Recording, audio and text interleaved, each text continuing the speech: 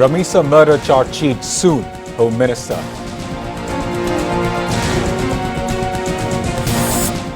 Writ seeking probe on interim government. Activities dismissed.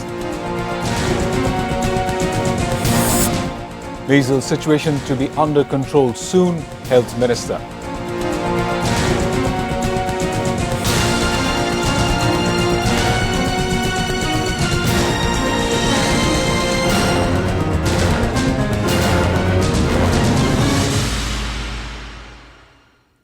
Those were the headlines. Good evening. I'm Shahzana Ehsan with English Bulletin. Home Minister Salahuddin Ahmed said charge sheet in child Ramisa rape and murder case will be submitted in the quickest possible time. He said police arrest the child rape and murder accused within 24 hours. Law Minister Asaduzzaman said he has directed Dhaka Metropolitan Police Commissioner to submit the charge sheet within a week into the brutal murder of a 7-year-old child in Pollobi after rape. Talking to the media, the Law Minister said proper initiative will be taken to finish this murder trial in the quickest possible time. He said trial of this case will set an instance.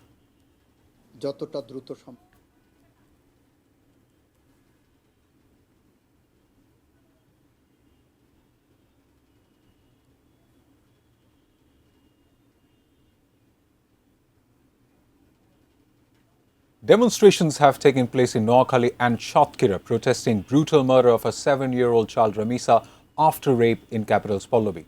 People from different walks of life took part in the protest in front of DC office in Noakhali on Thursday. People who spoke at the event said criminals are turning reckless due to lack of speedy trial of rape and torture of women and children.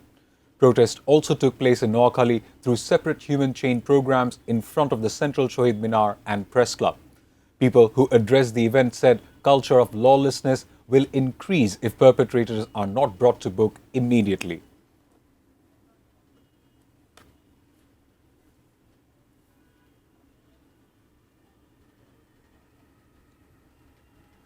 The High Court has dismissed the writ that sought probe of different activities of the interim government headed by Dr. Mohammed Yunus. A High Court bench of Justice Ahmed Sohail and Justice Fatima Anwar dismissed the writ on Thursday. The court in its observation said since there is an elected government and parliament, so the issue can be discussed in the parliament. Attorney General Ruhul Quddus Kajol said not for any legal solution, rather the writ is politically motivated. A Supreme Court lawyer, Mohammad Mohsin Rashid, filed the writ on May 4, seeking probe on different reforms and decisions made by Dr. Yunus-led interim government.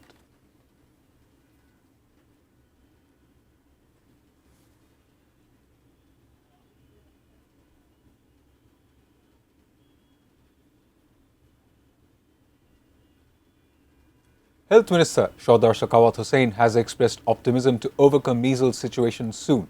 Meanwhile, Minister for Social Welfare and Women's and Children's Affairs, Dr. A. Zarem Zahid Hussain said, although severity of measles will come down gradually, it will not be possible to bring it down to zero due to bigger number of population. They made the remark at a seminar at the National Press Club on Thursday.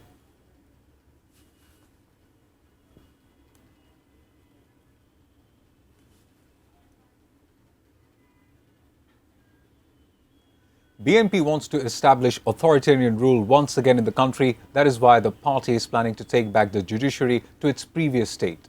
Assistant Secretary General of Jamaat-e-Islami Hamidur Rahman Azad made the remark at a press conference at the party's central office on Thursday afternoon.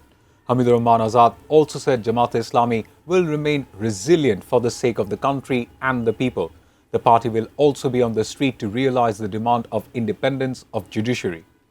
Addressing the press conference, Jamaat Central Working Committee member and senior lawyer of the Supreme Court, Advocate Shishir Munir, said the government has slapped the judiciary by cancelling separate secretariat for the Supreme Court and closed the door of judicial freedom.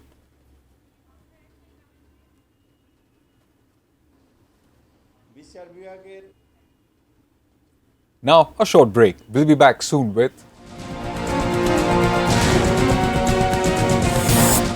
Local Government Polls Major Challenge CEC. Iran's surrender and illusion, Masoud Pezeshkian.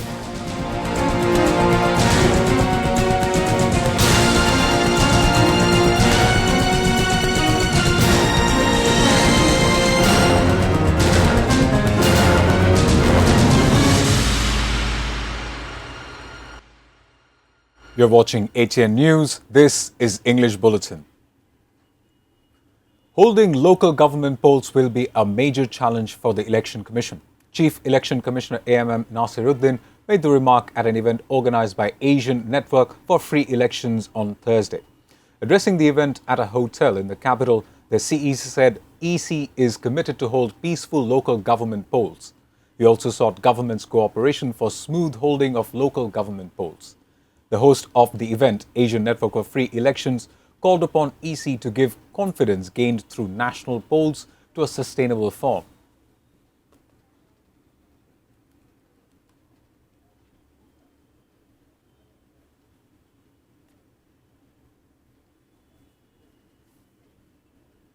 Now, news around the world.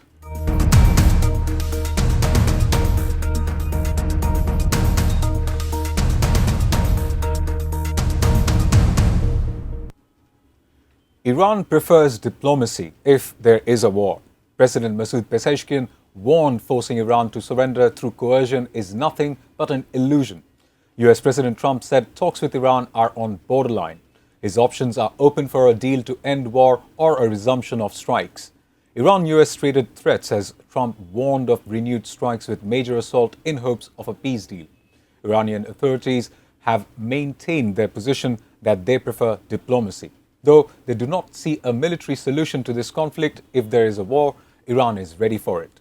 Iran's Persian Gulf Strait Authority announced establishment of supervision area in the Strait of Hormuz, stating passage without transit permission will be considered illegal.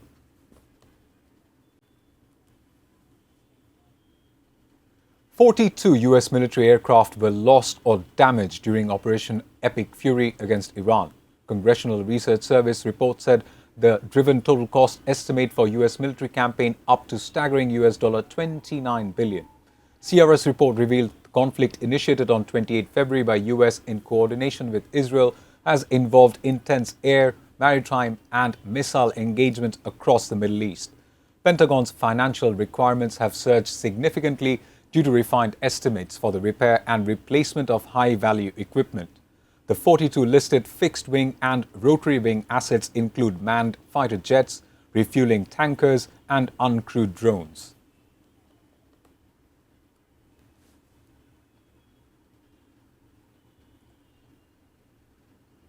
Israeli lawmakers had voted to advance a bill that would dissolve its parliament, Knesset. The move was welcomed by the opposition, potentially triggering earlier elections if ultimately passed into law.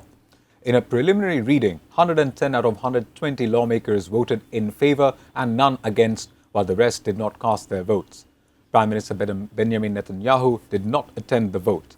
He is under mounting pressure from ultra-Orthodox parties, while his fractious right-wing coalition appears to be facing possible collapse. The bill will now pass to a committee before 3 more parliamentary readings. If it receives final approval, it would trigger election within 90 days.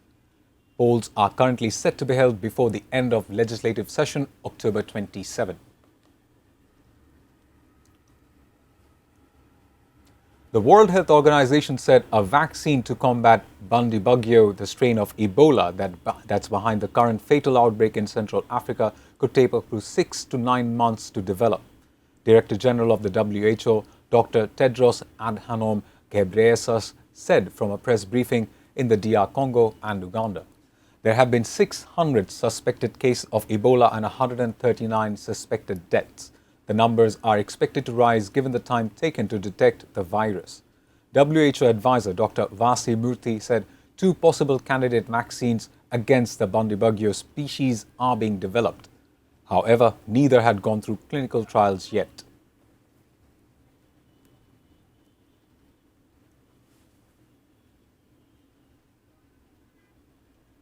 Before ending the bulletin, the top stories once again.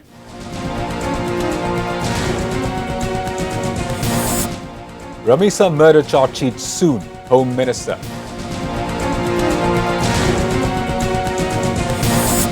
Writ-seeking probe on interim government activities dismissed. Measles situation to be under control soon, Health Minister. Local government polls major challenge CEC.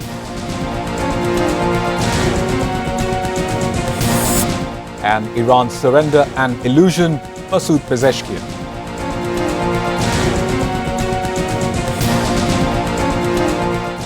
That's all from the newsroom for the moment. Thank you for being with us.